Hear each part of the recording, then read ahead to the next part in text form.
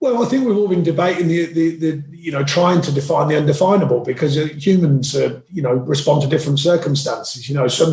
Some teams might be looking at it, we could do with fans in, some not. Some players thrive without fans in because of the sort of softening of the immediate demand and pressures that come from having fans in. Some players thrive off that. So I think we're still all trying to make sense of that. I don't think there's any guarantees, like I say, but I think we're focused on our form, if you like. We're focused on delivering the last 9 games of last season, coming out of lockdown, did very well. A few challenges this season, but returning to some kind of form. Good little run of results for us as well. And as you said, clean sheets, which is always favourable. Could I just ask you about whether you had any memories or recollections of Gerard Houllier? I don't know whether your paths crossed too many times. No, I mean, funny enough, a memory for me, a more personal memory. I was down at the Nordorf Robins dinner and he was there, and the next day I was just having breakfast, and I didn't really know him, but he come over as managers do, especially of his experience and the way that he'd had a career. And he just said a funny thing to me. He said, "Are you getting a break?" And I said, "What do you mean?" And he said, "No, not for you, to get the players so that they get a break from you." And I said, "Okay, I never thought of it that way." So he was right. Sometimes you've got to realise that the players hear a lot from you, and sometimes it's stepping away. And I love them golden nuggets from the experienced managers. I've spoken about it many times. It's a shame now that some of these incredible managers that are in the Premier League currently or in the past, we don't always get their moments after a game or before. I had a lovely moment with Ancelotti the other day before the Everton game. It's just 2 minutes, but it means a lot when you're a manager, I think. And I try and if and when someone wants to speak to me, I always try and share things with them, because I think it's an important factor. So that little golden nugget, just that alone gave me food for thought. And I went away and told the staff, said, "Am I getting away from everyone enough? Am I leaving everyone to their own devices, getting my voice out of the way?" So little golden nuggets like that, I think, are important, but definitely a massive figure in the game, particularly at Liverpool, and one of the ones who came out of them different backgrounds in management. A teacher who became a top-class manager. I mean, different journeys. Jose Mourinho's another one, and these sort of ilk of managers, and he was one of the early ones of that. And I know that you've spoken about concussion subs in the past. It looks though some headway, excuse the phrase, is going to be made this week in terms of kind of giving that the green light. I guess that's welcome, isn't it? The concussion, sorry, did you say? Yeah, it looks though the Premier League are going to vote for a concussion sub from the new year. Yeah, the only thing that I mentioned when we were asked about this a couple of weeks ago is just the speed of diagnosis. I think that's going to be important, because there's a lot of noise at the moment. Don't get me wrong, health first, of course, and we know that, but there's a lot of talk over certainly the last year or so with VAR and how long it's taken and all that. So I think if they can find the medical teams and the doctors, which I'm sure they will do, find a thorough but quick way of deciding, then I think that helps the game enormously. But health first, of course.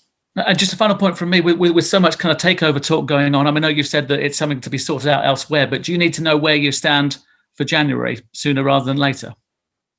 Well, whether I do or don't, I often don't. So that's not new news. I don't work with budgets here, so I've never had a budget. So therefore, you don't really know where you stand until the moment of truth when you just try and sign a player. So that's not new to me.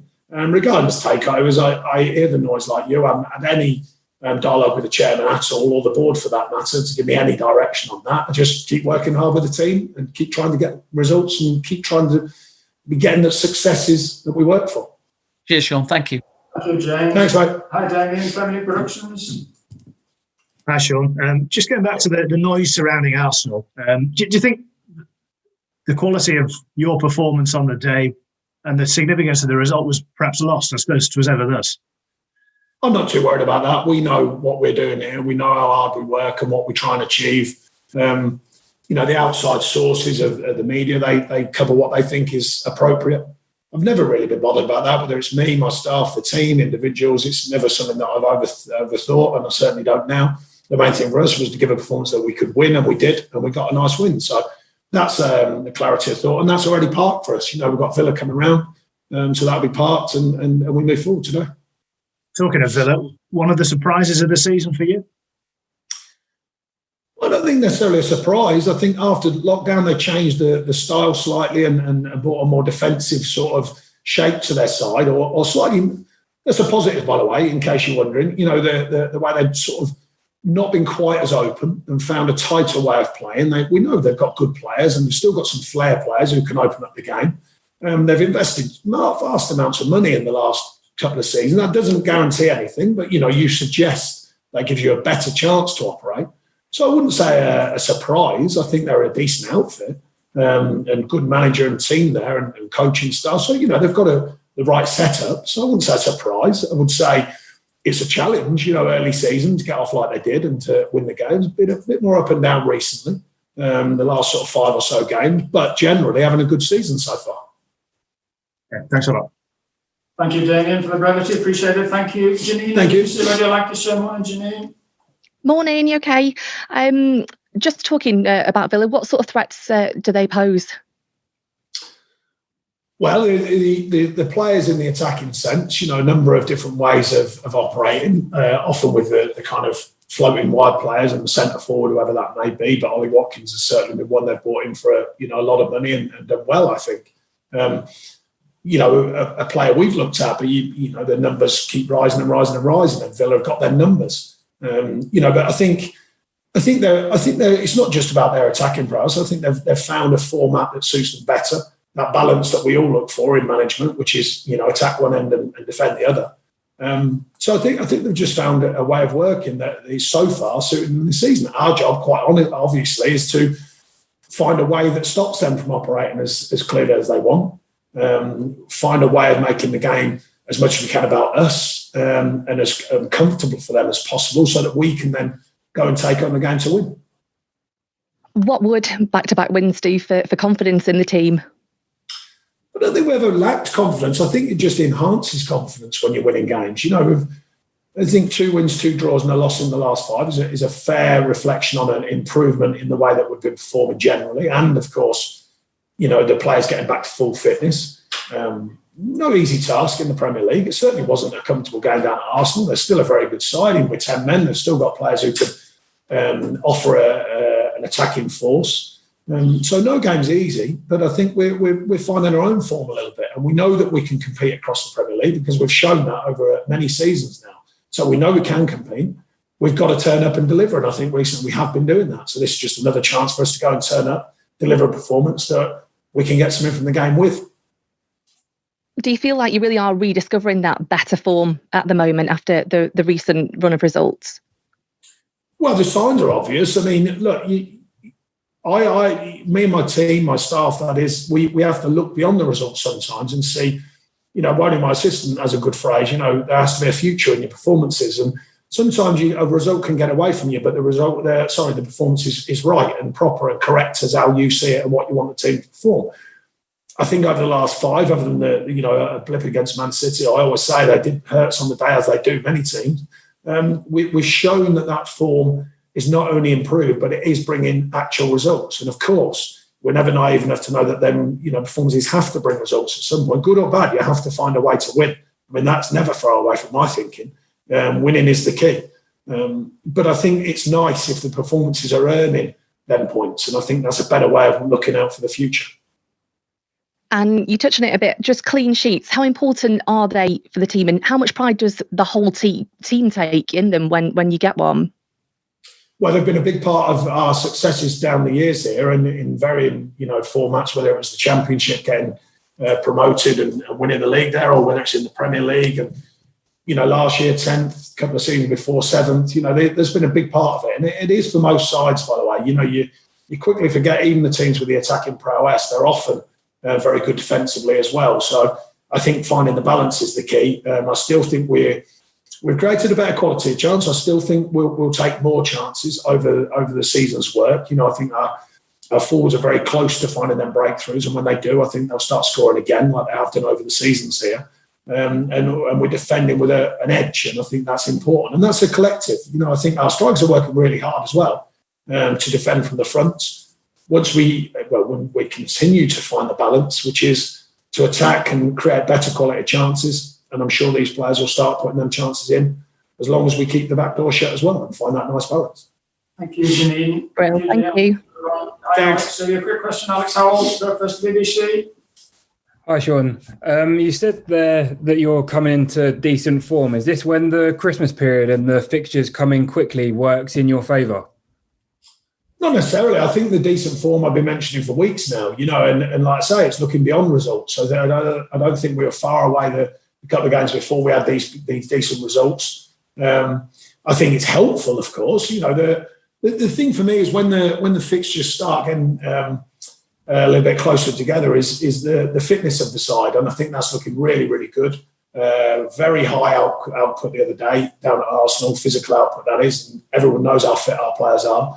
I know statistically how strong we are in second half of the seasons, whether that's by results or by physicality. We've often been very strong physically for sure in the second half of the season and around the Christmas period. That is helpful if we've got players fit, quite obviously. We're beginning to get back to that fitness. So, we want to go into the Christmas period in good form. We're showing that. Another big game at Villa, and we'll see where that takes us.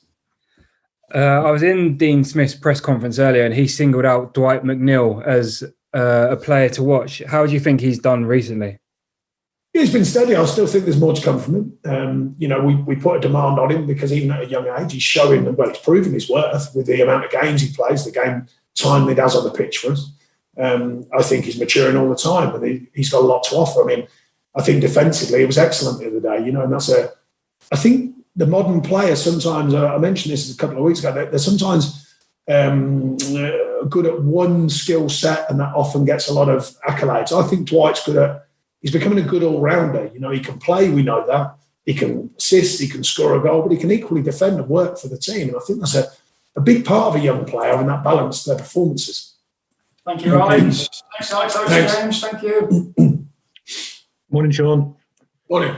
You mentioned Ollie Watkins though in one of your answers about Aston Villa. Is he and perhaps Villa another example of that championship sort of spending gap that has opened up now, in the sense that he cost maybe, I think, somewhere near twice as much as Aston Villa? And you've mentioned it as Chris Wood, and you've mentioned in the past that you can't sort of dip into that market maybe as freely as you did 2 or 3 years ago. No, I think what it's a sign of is that whether you think the market is worth it or not is irrelevant. It's just whether you want to pay it. So I think it's a clearer sign of that. For a player who has done very, very well outside of the Premier League, to move for that amount of money is a big fee. Villa obviously decided they're going to pay it. So it's simple. It's not actually rocket science. It's just that you need a chairman and a board who will spend that money. If you haven't got that, then it doesn't get spent. So it's simple. It's most clubs, most clubs know the runners and riders, Most clubs are out there, know who the players are, the ones that are going well, the ones that have done consistently well over time, the ones that are possibles. It's putting the money up to get them players. And that's something where I've mentioned many, many times, like this club beginning to stretch itself and learn that the market doesn't care whether we want to spend or not. It's just saying, well, you've got to. So it's a simple equation. These sort of the last 5 games where you've picked up 8 points have shown that you've got that 11, 18 when everybody's fitting well to compete with most clubs in the Premier League. Is that sort of sustainable over a season without a couple of extra bodies in January? I know you perhaps mentioned you were 2, possibly 3 short when the summer window closed. Well, we can only hope that it's improbable that the injuries carry on. That would be a good start. I've always said that when everyone's fit, regardless of not signing, loads of players, I've always said when everyone's fit, we still believe in the squad and how it can compete. But I think the reality of a season's work, you've got to remember we got promoted the first season I was here, or the first full season I was here, and I think we had 17 recognised first-team players and then only 2 centre forwards until we got to January when we got Barnes in. So it can be done. Is it helpful to have a deeper squad? Yes, it is, quite obviously. The demands are higher than sort of 6 or 7 years ago. The physical demands are higher. We have been unfortunate with the amount of injuries. I hope and I would suggest that statistically that's unlikely to continue all season, but you never know. We've got to be ready for that if it does. So is it helpful if we can get some players in? Yes. Is it vital? Not always. I believe in these players. I certainly believe in them individually and collectively. So I think that's a powerful thing going into the second half of the season, regardless of whether we can get players in or not.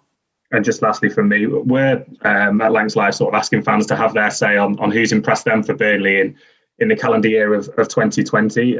Sort of Nick Pope, Ben Mee, James Tarkowski, Dwight McNeil, perhaps the names that spring to mind. How pleased have you been with that quartet's levels of consistency across a calendar year? Because it's no easy task in the Premier League. I'm pleased with a number of players here. It's not just the ones the fans think. You know, we've got players who I look at slightly differently. You know, the emergence of Josh Benson, for example. I think he's doing very well. Whether he's there as a regular in the Premier League or not, he's doing very well. Mace behind him, Gleno behind him. You know, these young players are earning their spurs. And I think that's as an important factor as a club. When you come down to actually getting results, of course, then there's a number of players who are doing well. You know, no surprise their names come up because they've been very, very consistent for us over a longer period of time. And they've proved their worth. You know, they've proved to be very important players. But every player of a season in my history have played their part somewhere or another, whether it's a big part or a smaller part. Every moment counts. Everything counts that we give to a game. We have to earn the right in everything we do, and we'll continue to do that, regardless who's playing well or not. It's everyone all knows who's pointing in the right direction to get every inch of every game right so we can get enough points on the board to carry on. Lovely.